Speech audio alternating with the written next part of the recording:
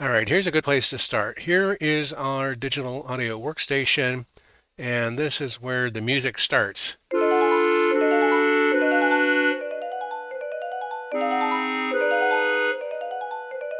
And that has been labeled void O1. And if we look at our planning document, void O1 is 13 and a half seconds, and it's corresponding to a lyric. And the lyric that it's corresponding to is the poem called Seeker. And the lyric is spiritual world, literally. That is exactly what it is. So if we navigate over here in our program, there it is, spiritual world, which is this text, is overlaid, and it's being played for 13 and a half seconds, which is exactly what that is. Ladies and gentlemen, this is a recap of Composing for Change, Part 36, Cut to Fit. In today's episode, we re-entered by reflecting that collaborative work with other composers, whether they are music, word, or image composers, evokes a whole different experience, and we are working out different ways to approach blending lyric and sound. Vegas, Reaper, Magic, and Docs. In this case, we're doing a poem called Seeker by a poet called Durstlove, who is actually online if you look him up. It's kind of a short for Dearest Love. So we ended up using more scenes and backgrounds than we've ever done before with Magic. We've used something like 15 scenes and 12 separate pieces of music, and here you see 5 different backgrounds, whatever that is. We didn't exactly use 5 times 15 because some of the backgrounds were reused. We also reflected that it's almost as if the music writes itself and then waits for someone to write the words to go with it. We wrote this piece of music several months ago and posted it, and it has its own standalone animation. And recently we just finished something called It, which was as if the poem writes itself, then waits for someone to write music to go with it, which in that case was us. So there's in today's episode, we basically spent most of our time working on this planning document. This is the text of the poem and the scenes, the magic scene numbers, and then this is the muse music. Actually, what we should probably do is show you. This is the magic scene number, and this is the poem text. This is the wave music that came from Reaper. Well, actually, we'll just say it's the wave music. Interestingly enough, we used Reaper to identify the time points, but we ended up just using the original wave file as is. We didn't make any cuts, whatever. All we really did was we added, you can see it here, we added 8 seconds to kind of make it time out at the end so that the credits were good. And then this is back to the magic background. Back to the magic background.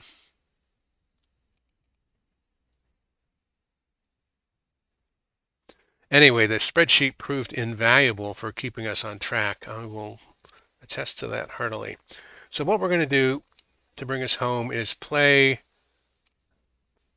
the animation, not that we haven't listened to it a bunch of times, to show you, because we do have to share this with the poet. And here we go.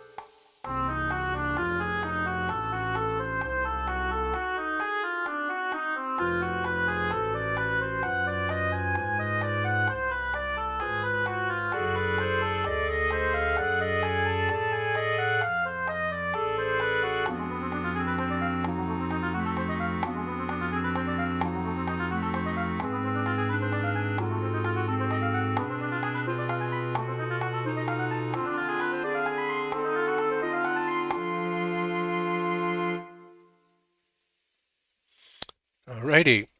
So, stay online, guy. That concludes our stream for today. What we like about working on this animation was the collaboration and the upping our game set and working with scenes and backgrounds and taking a piece of music that we'd written and parsing it, and astonishingly it synced well, we felt, with the different 2 and 3 line phrases of the poem. And we tried to synchronize that with all these scenes so that every time there was a music mood change, it corresponded to a text mood change. So our ideas for next time are well, we're going to do more collaborations for sure. More collaborations.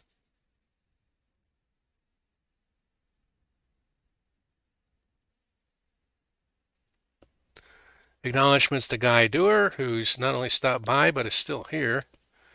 Thanks, Guy. Dearest Love, who's the poet, and Miss Cleo, who's our source of inspiration. Tune in next time to see what happens. Do take care. Do come back and do keep on streaming.